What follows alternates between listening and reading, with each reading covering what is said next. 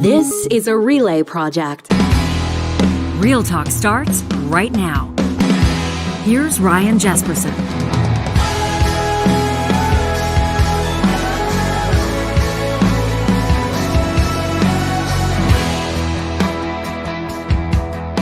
On this January 4th, we welcome you to Real Talk. It's Wednesday. Already Wednesday. Feeling pretty good on this short week back. Nice to have John Hicks riding shotgun. Hello there. John, you've always made big contributions to the show, but this morning I shall describe you as the new and improved. John Hicks with your vitamins and your supplements and your protein shake and your fresh banana. You look right out of the cover of some sort of a magazine. Like I'm thinking, like sort of like a fitness magazine where the person on the front there, we're wondering about what they do for their skin routine and how is their smile so white and how do they have it all together? And it's wonderful to see you living such a good example. Thank you so much for the rest of us. I'm the epitome of health after 2 workouts in 2023. Feel pretty good. Hey, but they say what is it? Something like I think 30 days. Mm-hmm. I'm recycling this from a T-shirt or something like that. But you repeat something for 30 days and then it becomes a habit, and then for the rest of your life you'll be experiencing fitness and good fortune. Right? Yeah. Well, it's funny because those first couple workouts, you're like, yeah, I'm a machine. I'm an animal. Nobody can stop me. Are you feeling the pain in the God. Are you being reminded of muscle groups that you forgot existed? My wife is doing this too, and she picked a leg workout for the first one, which you're supposed to do legs on Monday, right? Get it out of the way. It gets all the testosterone going through you. I was like, no. I'm just going to do some cardio, do some shoulders, some arms, but she couldn't walk up the stairs this morning. I would recommend, I think that the official trainer of Real Talk, Graham Duty, might disagree with this assessment. But I would suggest, he did move to Calgary. It's, he texted me yesterday and he said, which week of clean living are you choosing for January, Jespo?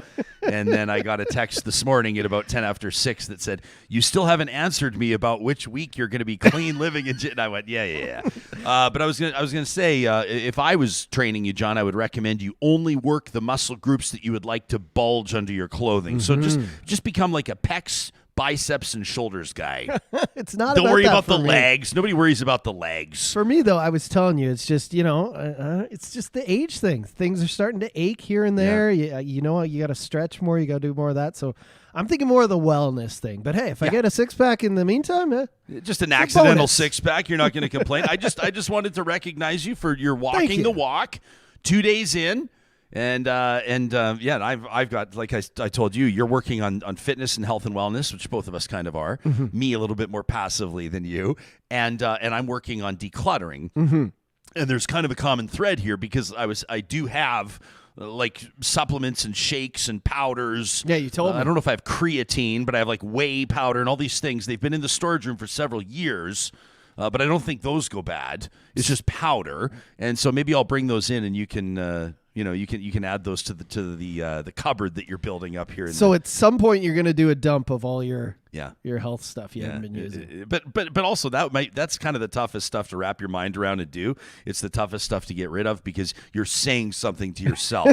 It's like when you sell your treadmill or when you give away your running shoes. It's like it puts you in a tough position to navigate what you're doing with yourself. On a serious note, before we move on, Philippe Fournier is going to join us in just a moment, poll analyst. We're going to take a look at some of the top political stories to keep an eye on in 2023.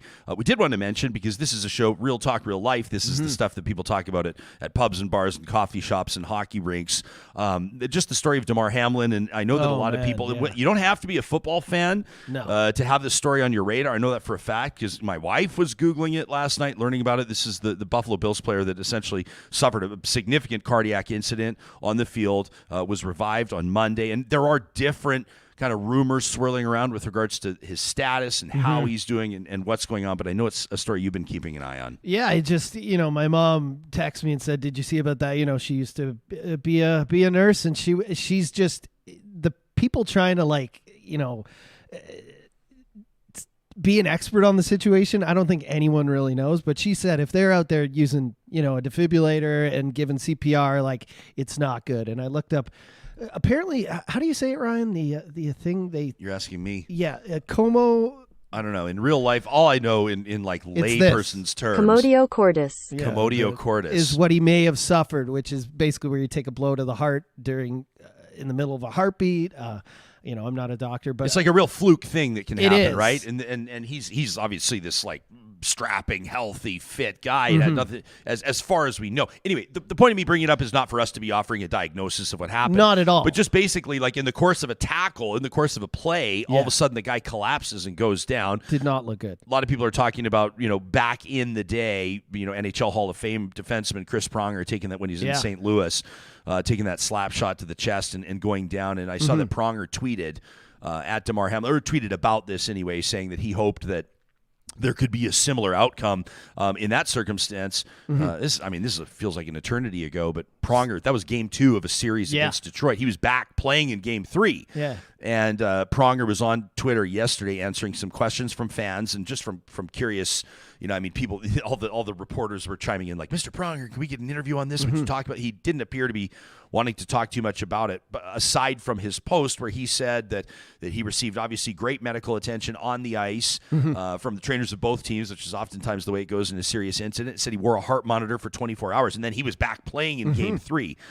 It sounds a bit of a different circumstance where Damar Hamlin remains in a coma at the time we're recording this. And that was a long time ago, too. Like, significant. They have way better stuff. They got EKGs on the sidelines now during sports. But I was looking up. So if he did suffer that, it's like a 58% survival rate. Used to be, until 2002, it was like 34% of people only survived it. So the fact that the medical staff there, like, were there in, quickly within seconds, bodes well for him, but it's touch and go right now. So Jacqueline Hendricks has been reporting on this for the New York Post, and they updated their site. I know obviously everybody's has up to the minute information. You're checking as you're listening to this podcast. You're checking your phone, no doubt, for the latest. But the New York Post reporting that Damar Hamlin appears to be making progress. What doctors are calling promising readings. This per an update from the Buffalo Bills to ESPN. Coley Harvey making the original report that doctors saw encouraging signs overnight after he did go into cardiac arrest in that game against the Bengals.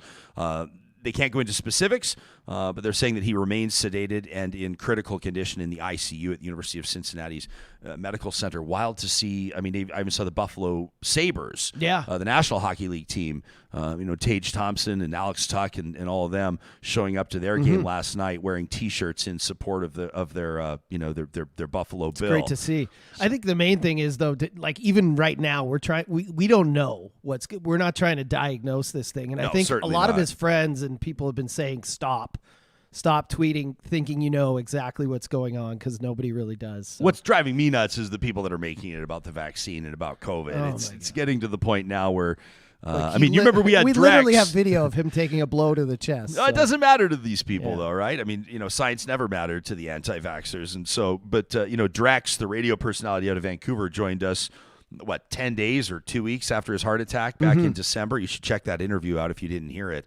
And he was getting the same stuff online, right? Like he has a heart incident 18 months after he gets vaccinated. And sure enough, radio listeners, some of them in Vancouver that knew about his vaccine status, were grinding his gears and cracking on him for that. It's wild to see that become a part of this story. Obviously, if facts matter to you, common sense would also suggest that the vaccine has absolutely nothing to do with what happened to Damar Hamlin. But don't tell Twitter. Don't let that interfere with Twitter and the trends dragging this down into that ditch. Try to keep the conversation focused. We're going to talk politics in just a second. Of course, you can always let us know what you think about what you're hearing. We invite you to send us an email to talk@ryanjesperson.com. You can also use our hashtag RealTalkRJ. Of course, that's powered by our friends at Park Power. They're not lying to you. They're not going to pull the wool over your eyes. They're not going to pretend like we don't all know that this is, quite frankly, a more expensive time of year in our neck of the woods. People are using more natural gas. The furnace is firing more frequently than it does at other parts of the year. And, of course, electricity as well. The days are shorter, right? Lights are on longer. Might be running space heaters, too. It's a great time to compare rates. I mean, sometimes we don't get prompted to do something until it hits us in the pocketbook, right? When's the last time you checked to see if you're actually getting a good deal on your utilities? Go to parkpower.ca today. It takes 2 seconds to compare rates, what you're paying now versus what you would be paying with them. And then, of course, you can bring your business over to them in 5 quick minutes. Sign up at parkpower.ca. We also wanted to give a shout out to our friends at Apex Automation. For a lot of people, a new year means you're looking for new opportunities, starting to take a look at maybe what your personal or professional life might look like 12 months from now. If you're a skilled, experienced, professional engineer anywhere in Canada or beyond, and you're looking for a new opportunity, maybe a place that values your time, gives you an opportunity to give people back their time, check out what Apex Automation is doing. Their projects and engineering links at apexautomation.ca give you a great idea on some of the opportunities that exist across North America. I mean, they're establishing field offices all over the place. A lot of work in energy and driving that economy forward. You can check out the careers link, too, at apexautomation.ca. John, we were shouting it from the rooftops yesterday. Our friends at the Dairy Queens of Northwest Edmonton and Sherwood Park have an amazing deal on through the month of January right now. It's a perfect time to stock your freezer. I mean, the way that people's eyes light up, people of all ages, when you let them know in impromptu fashion that you've got dilly bars or DQ sandwiches in the freezer, boxes of 6 are buy one, get one free all month long.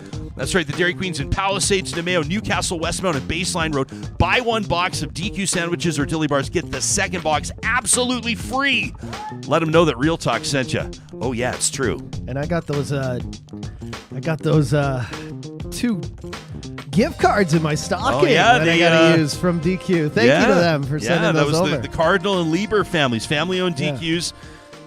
Sending Johnny that they know you love the dairy-free dilly bars. They wanted to hook you up. Hey, I appreciate you had Philippe Fournier in the screen when I was reading that Dairy Queen mention, and I could see the guy had this like ear-to-ear grin going on. Are you like a sweets guy? Are you an ice cream guy? What floats your boat? Here's the thing. Not really. I'm not much of a sweet guy, but those ice cream sandwiches, when it's hot in the summer, I have to say I could eat a whole box. So and no one would judge you for it. Here, so maybe I'll have one soon. Yeah, are you in Montreal right now? Yes, I am. Yes. Well, very happy New Year to you. How was your holiday season? I caught COVID just before Christmas. I'm feeling much better now. But I was under the weather for most of the holidays. I guess I caught it from my school during the exam time. So I'm glad to be feeling much better, but it did hit hard. I spent the holidays playing video games. It was like I was a teenager again. So yeah, were you? Was that your first time with COVID? It was my first. I thought I was invincible for some time, but apparently not. The fever and everything, but it went by. I stayed home and I played. I guess I said I played video games. I caught up on my video games and I read and I slept a lot. Now I'm feeling much better and ready for the new year. So happy New Year to you and your team, of course. Well, we're glad you're back on your feet. I'm not a gamer, but what's your game? What's your game of choice?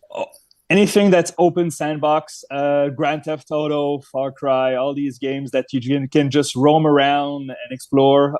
So during the school year, of course, and during elections, I don't have much time to play video games, but during the holidays, I give it all. And this time, since I was stuck at home, that's all I did, and it was great. But it's glad to be back on the beat now. Yeah, well, it's great to have you here. I should probably give you a proper invite. I mean, we rolled in the context of ice cream sandwiches, but I'll remind people that you're the founder of 338 Canada. You're a political columnist. People have read your English columns in Politico, and of course, as well, the work that you do as a poll analyst. You oftentimes will remind this audience you're not a pollster, you're a poll analyst.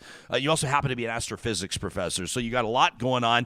2023 in our neck of the woods, in Western Canada, Alberta in particular, obviously about 5.5 months out from a provincial election. And this thing, to quote the great Ed Whalen, sports broadcaster out of Calgary, looks like it's going to be a ring-a-ding-dong dandy. Why don't we lead with that right now? What are you paying attention to storylines-wise out of Alberta? Oh, absolutely. I mean, it's rare that a provincial election will have national consequences. I think the last one you could count was maybe the Quebec election in 94 or 98. So it's been a long time. But the Alberta election scheduled for May 29th of this year, 2023, will have national consequences and therefore national coverage. And on top of that, the polls show, the numbers indicate that it's going to be a very close race. between the NDP and the UCP. So I think this is what's going to take most of my time during the first half of the year, following the numbers, crunching the numbers, the favorabilities for the leaders. We have a lot of undecideds in the polls that we had in December. So the seat projection right now is a bit challenging. And there are a lot of toss-up ridings, so I'm sure we're going to talk about that. But the Alberta election for sure will be top of mind for the first 5 months of the year. Yeah, I was talking to Charles Adler yesterday, and I said something and then didn't provide any context or background or follow-up thought. And to be honest, I regretted it. I wanted a do-over. So here I am. I'll use this opportunity. But I noted that Abacus Data released some numbers basically last week of December. They showed about a 6-point lead, again, 6 months out for Rachel Notley's NDP. They said if the election was held today, there'd be positive implications for the NDP. But they noted that a quarter of Alberta voters were undecided, 25%. The point I didn't make that I'd like to make now is also oftentimes the undecideds are the ones that just don't vote, right? Do we sometimes overestimate the significance of the undecideds? Sometimes, most of the time, undecideds will just take him out of the equation and figure out that they will probably vote along national lines or provincial lines. But there are exceptions. And the exceptions is when the turnout is suddenly very high. Just to go back again, I don't want to make this about Quebec, but the provincial election that has national consequences. In the 95 referendum, the turnout was 93% in Quebec. And the elections after and before were around 80% of turnout. Usually in a provincial election, it's around 65 and 70. So if the turnout is really high, those undecideds will lean one way or the other.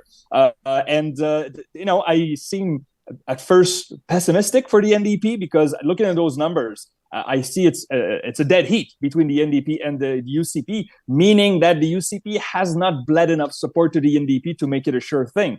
Those undecideds, well, can you really bet against the Conservatives in Alberta? Madame Smith may be very polarizing, but for the NDP to win this election, they have to convince new voters and also former UCP voters, Jason Kenney voters, to join their fold. It's going to be a very hard race, and obviously, I know you're in Edmonton. The race will be probably played in Calgary. Yeah. I invite your listeners to go see my website. I added a new graph. It's like a snake and ladder graph that shows the path to 44 seats. And the path to 44 seats right now in Alberta, let me just list it to you. Calgary Cross, Calgary Edgemont, Calgary Bow, Calgary Foothills, Calgary Elbow, Calgary Glenmore, Calgary North, and Calgary Northwest. All these seats are in the toss-up columns. And to win 44 seats, the NDP has to win all of them. Not a few of them, not a majority of them, all of them. And I'm not saying it's not possible, but it's a major, major challenge for the NDP. We're scrolling, for people watching this on YouTube, we're scrolling 338canada.com. You've got more beer ads on your homepage. How much free beer do you get shipped to your house, Fournier? Here's the thing. My friend that I play hockey with says, why do I have sexy Asians ad on your website? The ads on the website are determined by the cookies in your phone or your computer. So that means, my friend, that beer companies know you and your team. That's what it says. Okay, well, that's good. I'm glad I didn't ask you why we were seeing ads on other things. We keep our cookies clean here, right? On the show. Hey, what do you think? What do you think is going to be like if you were in? And I love these conversations because we talk a lot about to Western pundits and a lot of people that spend a lot of time at the Alberta legislature that understand what makes Calgary tick, or they're trying to figure it out anyway. But I love the opportunity to check in with you in Quebec, halfway across the country, and to sort of get a sense of what the scuttlebutt is there and whether or not people are actually paying attention to the Alberta, provincial election in particular. And I noted that you said just a couple of minutes ago, it's a provincial election that'll have federal implications. What do you think will be, like in 2019, I think we can say generally it was an election, or it was a referendum on the carbon tax. That's what Jason Kenney wanted to make it, right? A referendum on the carbon tax. Now, I think that's oversimplifying that election, but what would you suggest 2023 might be? Like, what will the election issue be? Is it Alberta's future in Canada?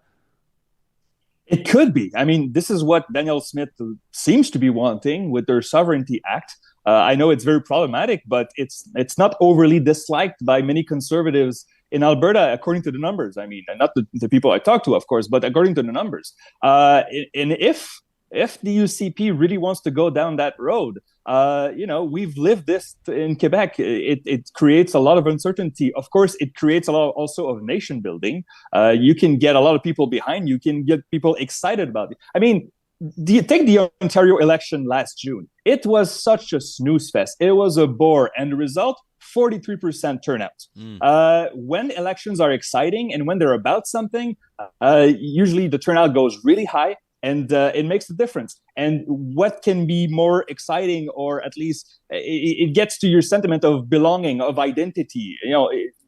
Who is really a Canadian or a Quebecer? Well, right now, Alberta, they want to say, are we Albertans first? Do we want to have the knife on the throat of the federal government saying, we want this and this and this? Otherwise, we might just have a referendum and leave. It's possible we go down that road. Maybe I'm threaded on a very dangerous ground here. But this is what we see. And we had some PQ M&As here said, oh, that Sovereignty Act from Danielle Smith, that's very interesting. We could have something like that.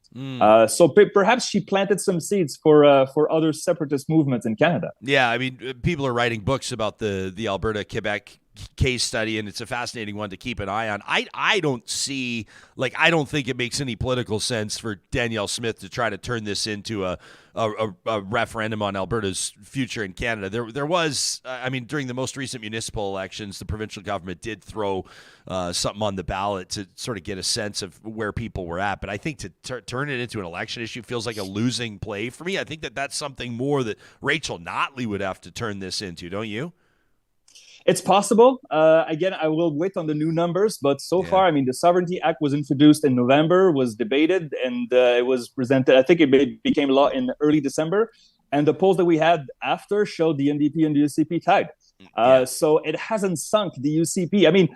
We see this also in the United States and some countries in Europe. Traditionally, conservative voters, usually when election comes, they fall in line. So they may not like the leader, they may not like some of its policies, but to convince them to vote for another party or vote for the NDP, that's a big step to take for them. And so perhaps this is what Danielle Smith is making, the bet she's making, that they will fall in line eventually. Justin's watching us in our live chat on YouTube, says this is sounding pretty dire for the Alberta NDP. If they need every single one of those ridings that Philippe mentioned, I don't know that they're going to pull that off, especially not when the Premier is promising Calgary an arena, etc. That's an interesting one. She's not promising Calgary an arena, but it's come up, and she's not 100% closed the door on it. She's kind of at least keeping it in the public discourse. Calgary needs a new arena. I love the way we talk about that, right? Like a building built in the 1980s is just a piece of junk ready to be blown up, but I digress. It's not how we treat those billionaire owners, they can't afford to build an arena, Ryan. This is how it works. Do you have conviction on public dollars or incentives or things like community revitalization levies? Do you have a position on big infrastructure projects? They take the population in hostage, basically, those billionaire owners saying, if you don't build an arena, we'll just move. This is blackmail for me, but I do agree that the government has to be involved in some case, but take the Bell Center in Montreal. It was built entirely on private dollars by the Molson family in the 1990s. They did that, and then they realized, everybody's asking for funds for the government. Why didn't we do that? Once the toothpaste is out of the tube, but to go back to the seats that I mentioned in Calgary, Ryan, I add also Fort Saskatchewan, Vegreville, and Morinville, St. Albert. Those are two additional toss-ups that right now are in the UCP column. So 11 toss-up seats, and the NDP needs to win 9 or 10 of them. Is that possible? Didn't you go like was it 2019? You went something like 82 for 87 on predicting Alberta's election? I had a very good election in 2019. I was basically the morning of the election. I walked into McLean's office to offer them my services, and they was like, "Oh my God, you had 82 out of 87, and 2 more in the margin of error." So I had a really good election last time. I'm confident that if the numbers are good, I will be precise this once again. Hopefully, pollsters will notice, but I think they will. The fact that we had 5 pollsters in November and December polling Alberta 6 months away from an election tells me that the pollsters will cover this one in May for sure. Yeah, you think there's going to be a federal election anytime soon? What are some of the key storylines for 2023 out of Ottawa for you? Ryan, if there was no deal right now between the NDP and Justin Trudeau's Liberals, the uncertainty would be there. But it's right now, you look at the numbers. It's not advantageous for the Liberals. It's not advantageous for the NDP to go into an election. And why would you want to go into an election where there's still high inflation and economic uncertainty? You can ride this wave. You can wait. So perhaps there will be one. I would be very surprised. I would bet on 2024. But let's just think about this, though. Remember 2021, Justin Trudeau calls the election August 15th. Everybody says this is a meaningless election. This is a useless election. This is a mistake. And during the first 2 weeks of the elections, the Liberals went down before going up. So the voters noticed that this was a useless election. Well, to go back to that, hindsight is 2020. Imagine if there wasn't any election. That would mean October 2023, there would be an election scheduled. Justin Trudeau would be stuck with this economy, these interest rates that are really high, going into an election year. Now he has time. So hindsight is 2020, of course, but perhaps it was a good move to go into election in 2021 just to be safe in 2023. What's the only way I can see a federal election happening this year would be if Jagmeet Singh decided to put the screws to Justin Trudeau. But like you've alluded to, like the NDP even literally can't afford another election right now, right? I mean, he's talking with bluster. He's talking about the NDP's demands on healthcare. He wants meaningful action. He's not seeing it. He hasn't really come up with specifics, but in a way, he does have his finger in the ring of the pin in the grenade, doesn't he? He does. He actually, in fact, he really does. It's just that, again, you look at the numbers, and politicians look at these numbers also. You see the NDP at 18, 19% federally. You see the Jagmeet Singh, he's the most popular leader among federal parties, but a chunk of that number is because Jagmeet Singh is not a threat to the status quo. Yeah. And so, of course, Liberal voters will like Jagmeet Singh. If he does pull the plug and the Conservatives win, or the Liberals win a majority, then the NDP doesn't have the influence on the government that it does have now. So, the NDP will never have as much power as it does now in an other parliament. I want to, before we thank you for your time, Philippe Fournier, our guest, if you're just tuning in, maybe live streaming the audio on the Mixlr audio app presented by California Closets. There's something happening in Manitoba. We don't spend a ton of time. Manitoba politics don't really get their, it's fair, they don't get their fair share of the federal spotlight, really, but there could be a change, couldn't there be, in who's running that place? Scheduled in October, Manitoba general election.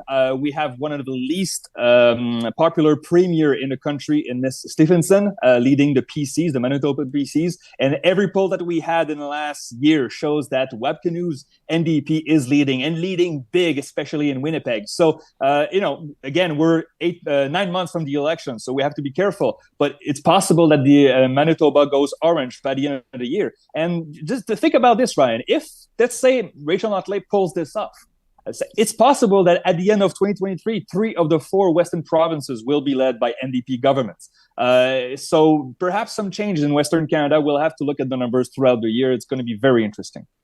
It's always great to see your face, my man. Always appreciate your insights. Want to make sure that people know where to find you. Of course, they can find you on social media, on Twitter at 338 Canada. That's your handle. And of course at 338canada.com, where the advertisements will demonstrate what you're cooking. Look at this. I'm getting gentle facial cleansing gel now.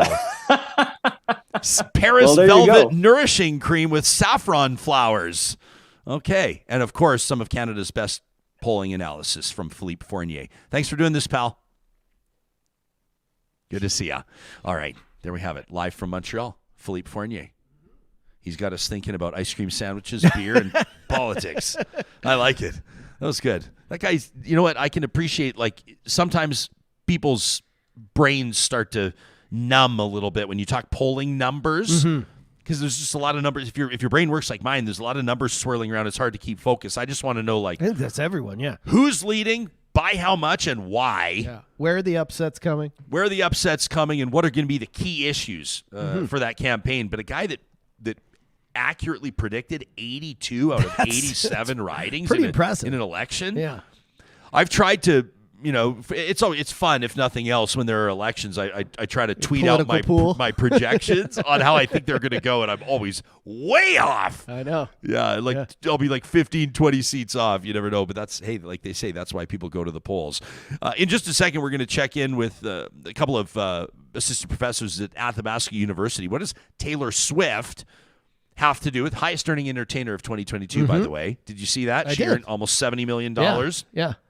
The highest earning entertainer of 2022. What does Taylor Swift have to do with fatphobia, in particular in feminist politics? We're going to get to that in a second. Before that, every Wednesday we have a chance to get out to the mountains, right? To sort of like fill our lungs with the proverbial and sometimes the metaphorical fresh mountain air that comes with beautiful Jasper National Park. It's MyJasper Memories, presented by our friends at Tourism Jasper, and this is a huge month for people that have the tradition of visiting Jasper in January. And the big kickoff is coming up in just a short while. You can check out all the details at jasper.travel/January. But if one of your New Year's resolutions was to spend more time in the mountains to take better advantage of winter, we've got a few things for you here in this edition of MyJasper Memories. The festival, Jasper in January, is back, and from January 13th through 29th, it's going to be bringing you all of the comfort food and the amazing skiing and the live music and the unique adventures that you could possibly want. So we want to get into these to put a few things on your radar right now. Most events from the Thursday to the Sunday of each week, so perfect for a weekend or even a long weekend. Some of the most exciting things to check out from the 13th to the 15th, the kickoff weekend, the first weekend, the kickoff party, of course, complimentary appies. Who doesn't love that? And kokanee on tap at the Whistle Stop Pub. Are you a big visitor? Is the Whistle Stop on your list? Of course, yeah. Yeah, love that place. Always a great place to roll into when you first arrive into town. And then there's Vinophilia, for the love of wine. The wine lovers in your group will love to mingle and snack on a delicious fare at this cocktail-style event that's held by Jasper Food Tours. And then on the Saturday, this is the weekend again from the 13th to the 15th of January. It's coming up in just a short while. I still got time to make your plans. Whiskey, wine, and hops. It's the ultimate après. This annual event is a great opportunity to break out your best knits and your plaids and your faux furs and get ready to party. There's the Pyramid Winterfete as well, which is a chance to sip and snack and skate at a family-friendly event, which will feature horse-drawn sleigh rides. The horse-drawn sleigh rides on Pyramid Lake, we did that last winter with our little guy. It's just absolutely magical. These magnificent animals. The scenery is incredible. The sounds of those sleigh runners on snow, unbelievable. And, of course, an appearance of Jasper the Bear. The kids are bound to love it. And then in the evening, multiple live music acts at venues around town. Again, I'm looking right now at jasper.travel/January. You can find all the details there and make your plans. Sundays, the Ladies Ski Club goes, which is just a great opportunity for a positive ski experience with your sisters. This event designed and taught by women. And then there's the Sunday Supper Club as well. Drink specials, soul-warming dishes, decadent desserts, and a backdrop of local live music. And running all the way through the weekend, too. If ice climbing is your thing, if you've got, just nerves of steel and a real desire to get out there and experience something totally unique, under the guidance of Rockaboo Mountain Adventures, absolute beginners. We're talking like totally green. You've never done it before. You can actually scale a frozen waterfall. And the astronomy experts at the Jasper Planetarium all weekend long as well at the Festival of Galaxies, giving access to Jasper's wondrous night skies. Can you tell I get a little bit excited talking about Jasper? We love it out there. Our Jasper memories are ones that will hold for a lifetime. You can make your MyJasper Memories. Visit jasper.travel/January today to check out more and start making your plans for Jasper in January. Welcome to the lighter side of winter. I love it. We got to get out there for a team building exercise. Exercise. A little exercise. You got exercise on the brain. Yeah, of course. Yeah, absolutely. Well, this is a really fascinating story. Taylor Swift, probably, would you say her? She's not maybe, who can say the biggest celebrity in the world, but she's right up there. Mm-hmm. Taylor Swift has been blazing trails, of course, in music and entertainment for years, but she unleashed controversy this fall with her anti-hero video that critics swiftly labeled as fatphobic. Her silence and her angry defenders show that there are limits to fat positivity in feminism, and that the oppression of fat people continues to be a problem. This was the focus of a recent opinion column for The Conversation that was co-written by Athabasca University professors Dr. Kristin Rodier and Dr. Heather McLean. Dr. Rodier investigates feminist theoretical work on the body, self, and change over time. And more recently, this has taken her to representations of the fat body in media and politics. Looking forward to this conversation.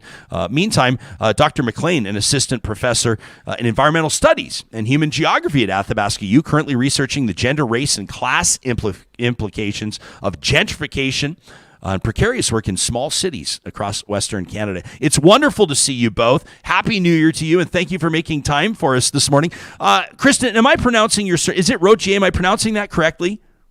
You did great. Okay, perfect. When did this Taylor Swift, this anti-hero video, I mean, it feels like all of her videos get like 300 million views. Did you see it right when it came out? What put it on your radar, and what was your very first thought? Well, I really appreciate being able to talk about this right now because, often when a controversy crops up, there's sort of like a flurry of discussion and then it goes away, This video came out months ago and the controversy kind of fizzled out. And so Heather and I were actually writing this article after that. And then, we're really happy to have a discussion here where we can sort of unpack even what's kind of been gone on since. So, when did I become aware of the video? Well, I am an academic. I'm a fat person, but I'm also part of what I would call a fat activist community. So that's where it came onto my radar, was through activism and communities that I'm a part of.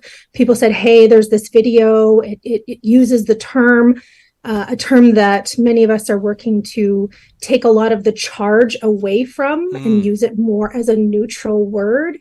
And it's sort of just being represented as this sort of term of abuse or weapon in the video. And, there was a lot of criticism there. And then sort of Heather and I did some talking about it. So is this something that we could comment on and add to the discussion? Well, this is good. I mean, this is kind of the whole premise of the show is, and it always helps when we have people with informed perspectives like the two of you. But I know that just not to take away from the validity of just the average person's feelings about something as well. We kind of all roll it together and look to have conversations that move these things forward. Heather, welcome to the show. Dr. McLean, for people that aren't familiar with the video, essentially there's this key moment that, as I understand it, was removed, right? And it's when the character in the music video, Taylor Swift, looks down at a scale and the scale readout is fat, right? That's the crux that's the main moment in that video that raised the ire of so many, correct? Mm-hmm. And fat activists, feminist activists pointed out that video basically made it Taylor Swift's worst fear to be a fat woman. And then when people said, hey, wait a minute, that's not really a kind or a good message, she backed off and wouldn't discuss it. And they removed it, and there wasn't any point of discussion, where it could have been exciting and interesting, where she said, wow, I made a mistake. I've internalized these messages. And isn't that wild how much they're sitting in our heads? And like Lizzo, for example, there was a video where there was a very ableist slur in one of her songs, and an activist pointed it out, and she removed it and had a really great discussion about it. But we are interested in the defensiveness of taking that away, and then there was no discussion. And then some activists even made fun of fat women, fat activists that were pointing out their concern with the video. So it turned into a very defensive and very unkind kind of feminism. And that's what we are really interested in. Why is there a type of celebrity feminism that's kind of cool, but then it's reproducing very unkind and harmful messages that have serious implications? So we were interested in that. Lizzo's like impossible to dislike. Can we all agree on that? Like, she's becoming everybody's favorite celebrity for a reason. I just love the way that she owns it. Chris, I saw your face said something when I mentioned her name. What do you take from what she's doing right now and pushing public discourse forward? Well, honestly, I can't say enough good things about what she's doing, the way that she's really centering activists and offering platforms to a diversity of women of different body sizes, non-binary people. Her I'm going to mess up the title, is the big, let's hear it for the big girls, or whatever her reality TV show was, to hire dancers. It's just amazing. But to loop that back to Taylor Swift, it's really interesting, the sort of silencing of fat women by her fans. So like Heather said, we're really interested in how this conversation played out in terms of backlash and then backlash to the backlash. So it's sort of like our view and my view is that fat people, maybe Lizzo could be one of them, other people who are in the media spotlight are inspirational, right? Look at them have self-esteem, even though they have a socially, non-normal body. They're inspirational, but then when we critique, we're jealous haters. So it's really a very narrow tightrope that we're given when someone is such a big celebrity. So, that's kind of what brought us to this topic too. I'd be interested for both your take on this, because I think that the average person also wants to know, like where do we stand on the as they say in The Big Lebowski, the preferred nomenclature. People want to know, and I've seen some people using the word fat, like including in this conversation, in a way that's just very matter of fact. It's not a loaded phrase when it's used. But then you also think, I don't know, maybe just the way I'm hardwired or the way that I was raised. I mean, even Heather, you used, I really appreciate you invoking the word unkind. We want to be more kind. We want to be kind people. To me, the word fat I've always perceived it to be a very unkind word, but has that changed? Can we get into that? I'd be happy to get into that. It's I think you're right that it's a transition. It's in a transitional place right now. Right. But that just sort of means that we need to be kind of curious and open about asking people, how does this word land? How does that word land? There are other euphemisms that kind of imply a negative attribute. There are sort of pathologizing words that are also negative. But when I use the word fat, I mean, there's so many different ways. It can be a political identity, right? So someone can use it to say, I'm claiming this term as an activist. It can be a historical description, right? We can look through how it's been used in the past. It can be a term of abuse, right? Just like you're sort of saying, it kind of has that sting to it. It is still definitely something used to degrade people. So,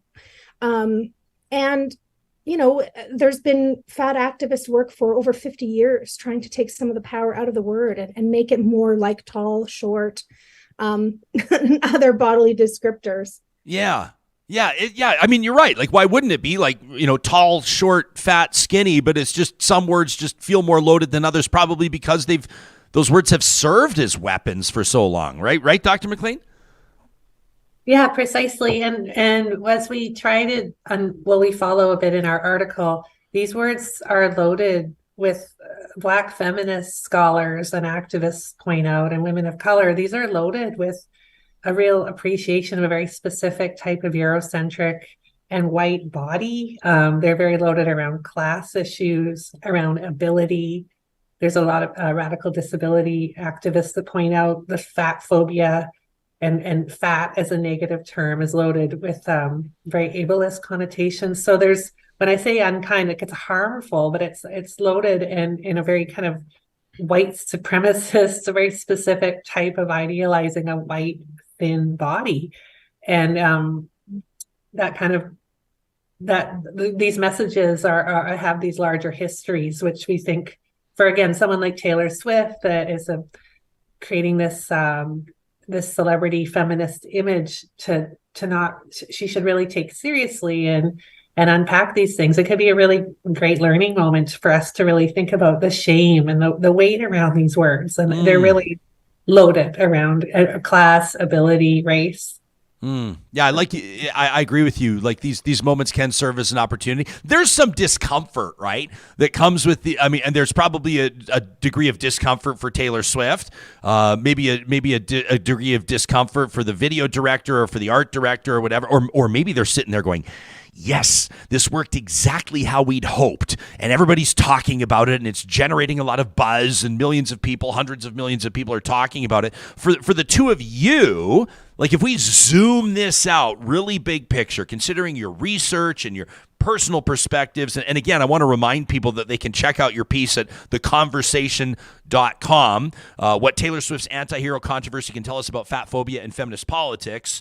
We're talking to the two authors here out of Athabasca University.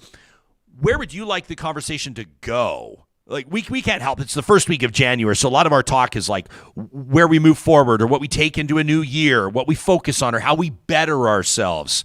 Kristin, maybe you first. Where would you like this conversation to go? Well, there's been a nice sort of popular movement within some strands of intersectional feminism to try to really dispel this idea that fat is a feeling.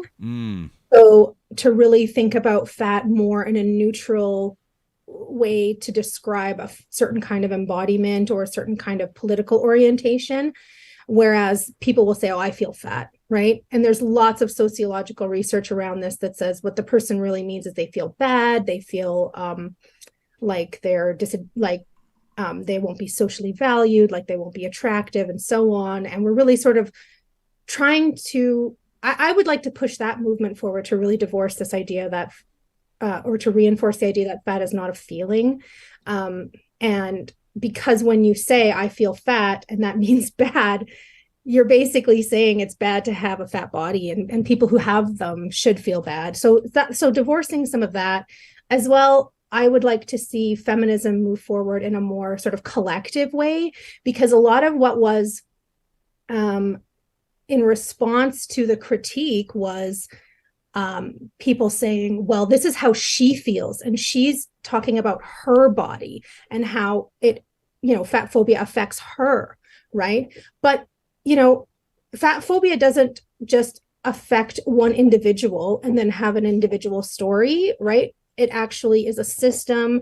It affects everyone in different ways, depending on their different locations. And so when she says it's just about me, she's really kind of, in a way, claiming fat phobia as her issue, and to define and to sort of like individually, control the political message around it, saying it's about me.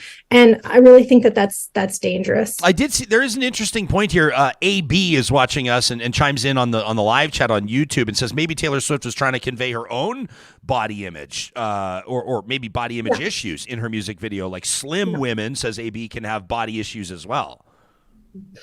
Yeah, and what we're trying to say is that that's actually the narrative that collapses a larger coalition with people doing work against fat phobia. So we absolutely agree with that, but they're taking up all of the space. So, keep in mind, fat activists pointed out, hey, this is harmful to us. And she said nothing. And we were called online jealous and angry haters.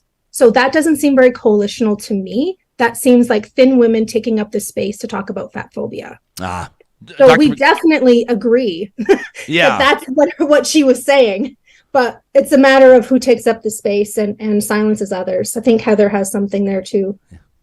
Yeah, I think going forward, there's an opportunity here where, and I'm I do research as a white woman. I try my best to do coalitional work with Indigenous colleagues, Black, Indigenous people of color, colleagues. I work with disabled communities. And as a white woman, if I go into things really centering myself and claiming I know the right answers, and I'm a really radical activist, I'm going to screw up constantly. Like there's so much messaging that's so loaded around race and class and ability. And how can we slow down and say, wow, I really screwed up, and listen and not, again, take up more space and be defensive. So I think there's an opportunity here around around building coalitions and owning our mistakes and screwing up. And I'm not saying I'm the good at it. It takes work and we screw up, but there's such an interesting opportunity here for Taylor Swift and for all of us to just really listen and to learn and to create less harmful worlds. Like these are this very painful messaging, and the way that Taylor Swift fans, there was quite abusive messaging, and it just doesn't land well as a kind of activism that's about creating joy and care and moving, and it's about a defensiveness of women who have a lot of power as a thin body and as a white woman. So but definitely these are personal challenges, and they're about mental health and ability. How do we step back and listen and slow down and learn from each other? That would be a really great message moving forward. I love the spirit of that comment. It's kind of like, I mean, it's like the whole point of this, right? It's literally the whole point of the work that we do. It's a big part of the point, I know, of the work that the both of you do. And I love that, the spirit of the comment of like just seeking to understand and to listen and to absorb. And it's always so interesting. I know I'm not saying anything profound here, and I don't want to take this too off track. Sometimes I do, but I always promise to bring it back. Deshaun Watson, I'm not sure if the two of you are familiar with the story, but like the Cleveland Browns quarterback who missed like a better part of the season, credible accusations from like a couple of dozen women that he was sexually harassing them in the context of professional sports massages. And I mean, it's just like it's a horrific story. It's a gut-wrenching story. Anyway, the point is, I'm watching this news feature the other day, and the reporters, I mean, what a great job they did. They go to a tailgate party outside of a Cleveland Browns game, and they start talking to the Browns fans about how they feel about getting Deshaun Watson back as their quarterback, right? And they're like, yeah, great. Like, these women are lying. They just want the money. These women are lying. And the reporters are going, okay, like are 25 women lying? You know, it's like the Bill Cosby argument. Like, are 25 women lying? And they're going, yeah.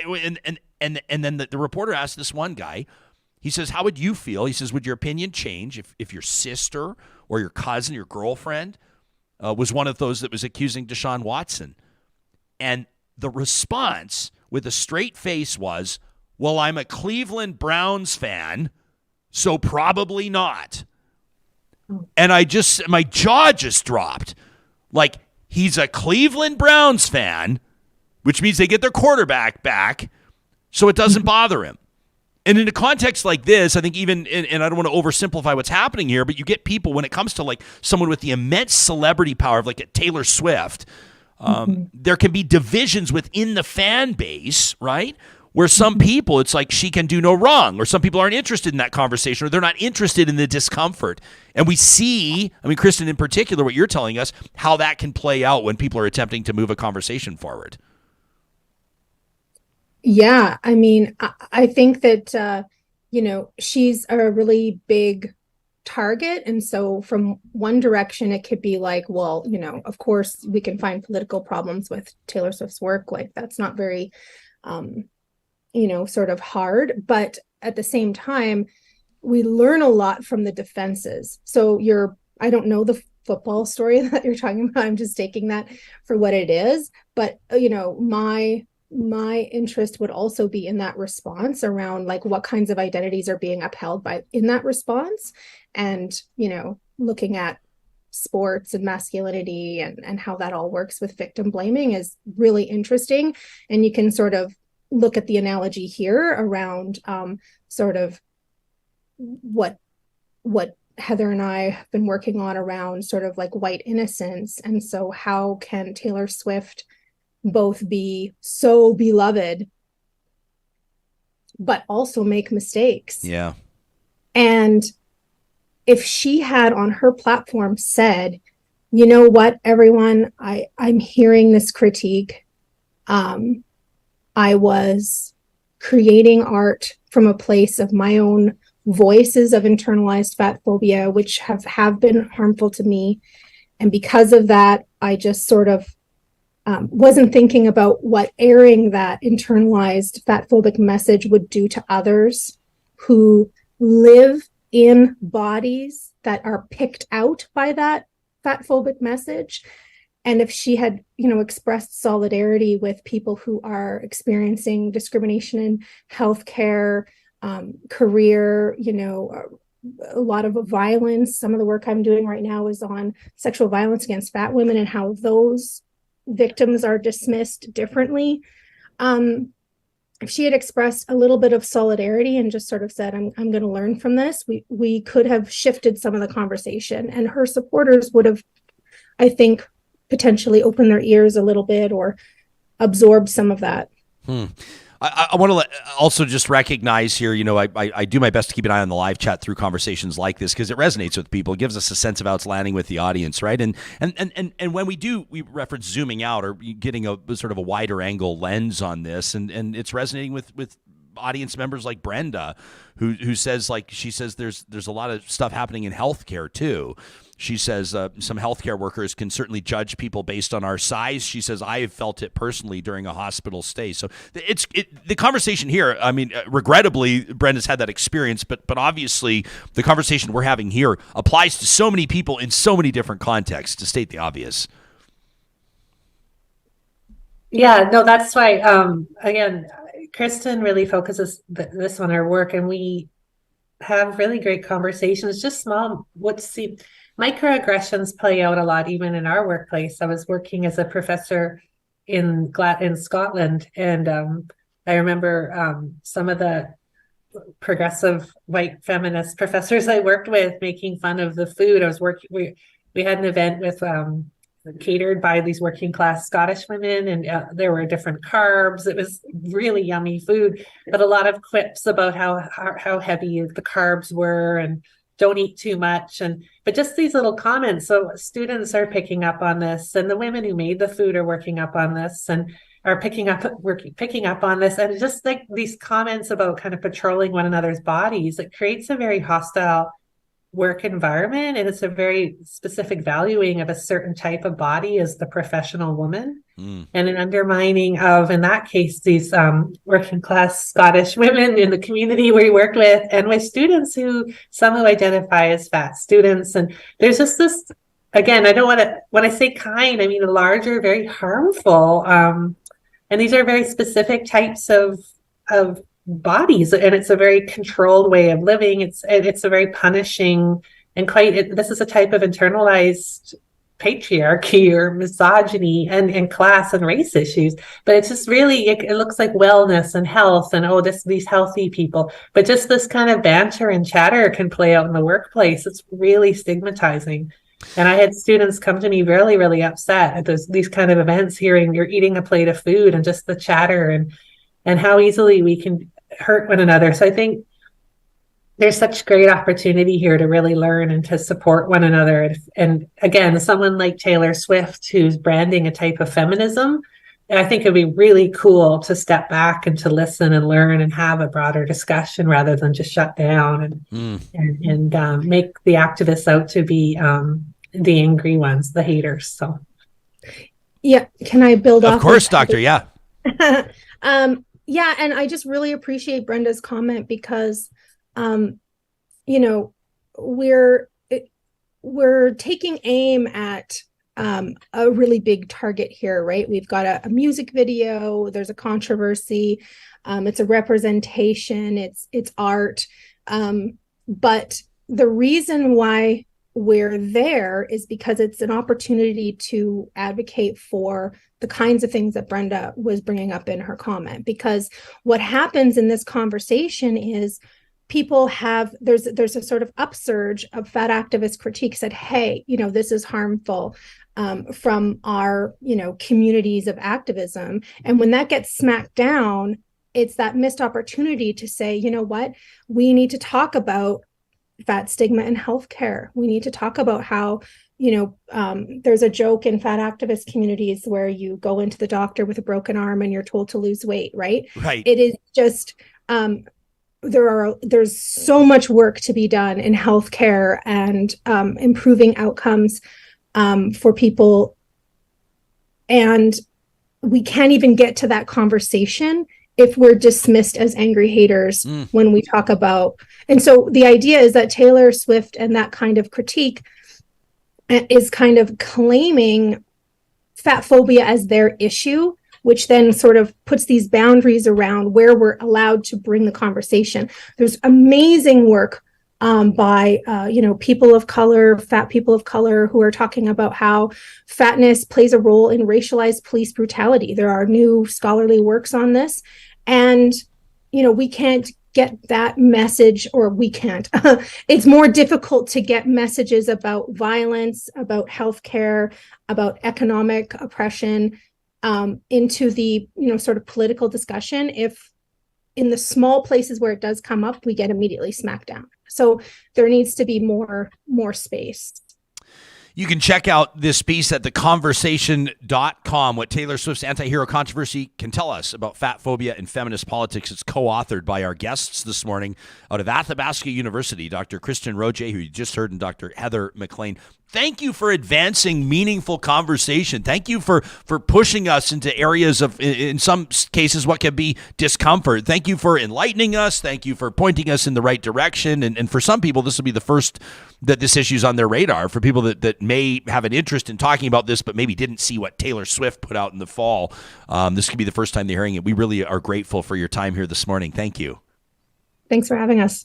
Thank you. You got it. I love that. This show, we want to endeavor to have real talk and real conversations on issues that matter. And it's great to see this landing with people in the live chat that are feeling challenged. Some of you not convinced. Some of you absolutely coming from a place of great conviction in the conversation. And we love that, where we can meet here and have these conversations. This one in particular is presented by our friends at Canada's Open University. That is Athabasca University. A world-class accredited online programs and courses. You won't believe how much stuff's going on at Athabasca. Like, you want to, do work in what we've just been talking about here. You want to do some research in sociology. Maybe you want to learn more about artificial intelligence or human resources or communicate. I mean, you name it. You can find a program or a course that'll fit you perfectly at athabascau.ca. No better time than right now to take that degree, or maybe even the master's program. You can go to the website for more information. And AU, a great option with more than 35 online masters and even doctoral programs. And the only commute is to your advice. You need to take some time off. You want to have a family vacation, need a mental health break. Maybe something pops up. Maybe you're looking after a parent. You're never going to fall behind in your studies at Athabasca University. It's designed to fit a schedule that suits your lifestyle. That's why tens of thousands of Canadians across the country look to Athabasca University to advance their personal or professional goals. Also want to give a big shout out to our friends at Friesen Brothers today. We're leaving our Christmas decor up, John. We're celebrating alongside our Ukrainian brothers and sisters, the audience members that continue to celebrate through till this next weekend. Friesen Brothers wants you to know at all of their fresh market stores, you can expect an all-you-can-eat Ukrainian Christmas dinner on January 7th and 8th. That's Saturday and Sunday from 4 to 8 p.m. It's just $25 per person at all the fresh market stores, and all-you-can-eat Ukrainian feast, including roasted turkey, of course, Ukrainian sausage, a wide selection of sides, pierogies, cabbage rolls, and a whole lot more. Kids can even make their own Ukrainian Christmas stars. You can learn more details online at friesen.com. I saw a post from our friends at Kubi Energy, which was really great. Encourage you to follow them on Instagram, in particular at Kubi Energy. You'll find them on Twitter too. They answer a lot of the questions that people might have in advance of looking to put solar panels up on their roof. Like, I heard they're useless in the winter. Well, that's old news. That's not the case anymore. You can educate yourself on the tech, where solar's at right now, the advancements that have been made. Like, you don't need batteries in your basement anymore either. Kubi Energy is providing solar energy solutions to power your life. Commercial, agricultural, industrial, residential applications across Alberta and BC. You can get your free quote today at kubienergy.ca. We've been talking about saving money, and I know for a lot of people, entrepreneurs and business owners, January is the time of year where you take a look at your contracts. You look at where you can maybe shave a few bucks off what's going out the door. If you're looking for garbage and recycling management, maybe you're a restaurateur, a hotelier, maybe you got a clothing store, whatever it is, If you're in Alberta or Saskatchewan, why not keep it local with local environmental services? You can check out what they do and what makes them tick. There's a great link, Who is Local, at localenvironmental.ca. Your chance to get to know the company's leadership group, more about their core values. There's not a lot of companies that talk a lot about their core values or what drives them. I've seen it on the wall at local HQ. No BS. It's literally up on the wall in a frame. I love it. Learn more today. Get your quote. See how they can do better for you at localenvironmental.ca. And finally, a call to action for those of you that are hoping to entertain in a dream space outside this spring or summer. You're going to want to talk to Eden Landscaping today. You want that water feature up and running by the end of June or July? Might need some permits, especially if they're going to be excavating. Mike and his team want you to have plenty of time, no stress. Let their design team go to work by contacting them today at landscapeedmonton.ca. You can check out their services, their portfolio. Absolutely remarkable projects. It's no surprise they earn the referrals and return business from so many customers. That's how Eden Landscaping is known. They're on to something in the Metro Edmonton region for more than 20 years. Still a family-owned business. You'll find Eden online again at landscapeedmonton.ca. A lot to think about on the show today, pal. Yeah, I liked it. Yeah. You and I are going to sign off because we've got a date with Supriya Dwivedi. We do. It's Wednesday. New episode of Seriously coming out. That's right. And so we're going to take a look. If you're not familiar with Seriously, you can find it online at seriouslypod.com. It's our guarantee to you that every Wednesday of every week, we're going to cut through the noise and make sense of the week's news in 30 minutes or less. You can subscribe anywhere you get your podcasts. You can subscribe online as well. It's one of our favorite half hours of the week with Supriya Dwivedi. That's going to be coming up. Landing in your podcast downloads by early afternoon. Of course, before your afternoon commute, if you're tuning in from the east. Hey, a big shout out to Moving Wheels News. We saw them chiming in on the chat today, joining us, streaming the show out of Kenya. It's wonderful to know we have an international audience taking a look at the big issues and conversations that truly matter. The real talk that wouldn't happen without you. Thanks for that. We'll talk tomorrow.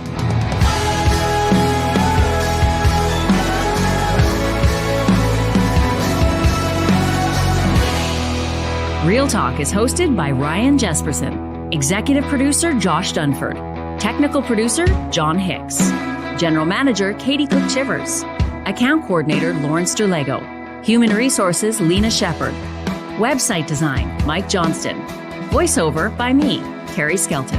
Real Talk's editorial board is Supriya Dwivedi, Ahmed Ali, Brandy Morin, Ann Castleman, Corey Hogan, Harmon Candola, Catherine O'Neill, and Chris Henderson. Member Emerita, Julie Rohr. Real Talk is recorded in Edmonton, Alberta on Treaty 6 territory, the traditional and ancestral territory of the Cree, Dene, Blackfoot, Saulteaux, and Nakota Sioux, home to the Métis settlements and the Métis Nation of Alberta. Real Talk is a relay project. For more, check out ryanjesperson.com.